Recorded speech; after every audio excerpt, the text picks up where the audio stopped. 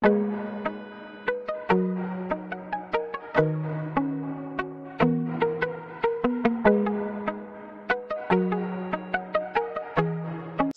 manusia perlu tahu bahwa penyaringan masuk sorga itu teramat sangat ketat sekali. Karena sorga itu sangat mahal sekali. Sedemikian mahalnya sampai-sampai harus Tuhan sendiri yang dijadikan alat tebusan. Menebus nyawa manusia dengan jalan harus turun dari tahtanya di sorga dan menjadi manusia seperti kita. Bahkan mengambil rupa seorang hamba yang hina. Hingga dieksekusi mati di atas kayu salib seperti tertulis di kitab Filipi 2 ayat 5. Di sana, di bukit Golgota, di luar kota Yerusalem di Kalvari darah segarnya tumpah semuanya. Untuk apa? Untuk menghapus dosa semua orang yang pernah hidup di muka bumi ini. Termasuk Anda dan saya, atau dengan kata lain menebus nyawa saya dan Anda. Nyawa semua manusia, sebagaimana tertulis dalam kitab 1 Yohanes 2 ayat 2. Namun tidak berhenti di situ, tidak otomatis manusia langsung masuk sorga. Tahapan berikutnya di mana kemudian Bapa di sorga menawarkan dengan cuma-cuma jalan yang sudah terbuka tersebut kepada semua manusia di sepanjang masa, itulah yang disebut dengan anugerah. Anugerah terbesar yaitu anugerah keselamatan yang ditawarkan dengan cuma-cuma karena terlalu amat mahal hingga tak seorang manusia pun yang patut mengusahakannya.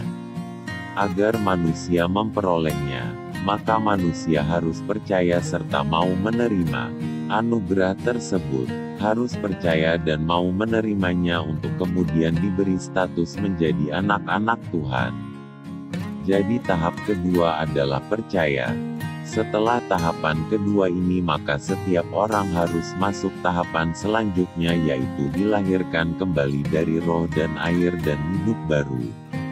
Hal mana Tuhan Yesus sendirilah yang mengatakannya kepada Nikodemus saat itu dan kepada kita sekarang ini. Bahwa jika seseorang tidak dilahirkan kembali tidak dapat melihat kerajaan sorga. Melihat saja tidak bisa, apalagi masuk. Dikatakan sendiri oleh Tuhan Yesus jika seseorang tidak dilahirkan dari roh tidak dapat masuk kerajaan sorga. Hal mana dipaparkan di dalam Yohanes 3 ayat 1 hingga 7. Lalu berikutnya saudaraku, seseorang yang sudah percaya kepada Tuhan Yesus kalau mau masuk sorga harus menjadi murid sejati. Murid yang lulus penyaringan. Sebab Tuhan Yesus sendiri mengatakan bahwa jika seorang tidak mau memikul salibnya dan menyangkal dirinya setiap hari maka ia tidak lulus penyaringan sebagai muridnya. Adapun penyaringan selanjutnya malah lebih ekstrim lagi saudaraku, di mana Tuhan Yesus sendiri mengatakan bahwa jika seseorang tidak membenci bapaknya dan ibunya, istrinya, anak-anaknya, saudaranya laki-laki dan perempuan, bahkan nyawanya sendiri, ia tidak dapat menjadi murid Tuhan. Ucapan Tuhan Yesus ini ada di dalam Lukas pasal 14 ayat 26. Seiring dengan penyaringan ini Tuhan Yesus juga menyampaikan kepada orang Kristen di sepanjang masa bahwa bila seseorang malu menyaksikan namanya di hadapan manusia maka dia pun akan malu menyaksikan namanya di hadapan Bapanya dan malaikatnya. Adapun alat penyaringan yang lain adalah ucapan Tuhan yang mengatakan, "Kuduslah kamu sebab aku kudus." Hal ini tertulis dalam kitab Imamat 11 ayat 44. Tanpa kekudusan tidak seorang pun dapat melihat Tuhan. Ibrani 12 ayat 14.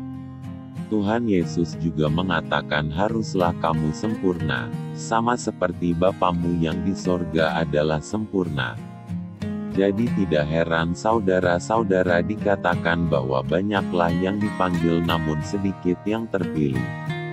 Kita akhirnya dapat mengerti mengapa Tuhan Yesus mengatakan, "Karena sesaklah pintu dan sempitlah jalan yang menuju kepada kehidupan."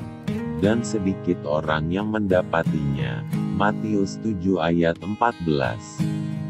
Jadi saudara, demikianlah standar penyaringan dari Tuhan untuk seseorang masuk sorga. Kiranya jadikanlah ini menjadi perenungan terserius dan terpenting dalam hidup Anda. Amin. Dan jangan lupa waktu kedatangan Tuhan Yesus kembali ke bumi untuk membawa penghakiman bagi semua umat manusia sudah semakin dekat.